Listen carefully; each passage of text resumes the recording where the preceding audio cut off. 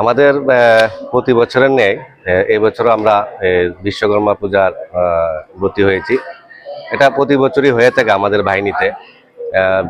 সাথে পূজার সাথে আমাদের অস্ত্র পূজাও হয়। তারপর আমাদের বিভিন্ন গাড়ি, যে ভেহিকেলস আছে সেগুলোরও পূজা হয়। মতলব যন্ত্রাংশ যেগুলো আছে বাহিনীর মধ্যে, সেই সব যন্ত্রাংশের পূজা হয়। ইলেকট্রিক্যাল যে গুডস আছে সেগুলোরও পূজা হয়। আমরা এখানে অস্ত্র পূজাটা করা হয়, এটা আমাদের একটা বিশ্বাস আমাদের আছে যে আমরা যাতে আমাদের যে অস্ত্রগুলো আছে সেগুলো যাতে ঠিক সময়ে সঠিক কাজ করে, তার জন্য আমরা ঠাকুরের ব্রতী হই। বিশ্বকর্মা, শ্রী শ্রী বিশ্বকর্মার আমরা এই পূজায় ব্রতী হই। আমি নায়ক সুবেদার M2 ঝড়লাল দাস।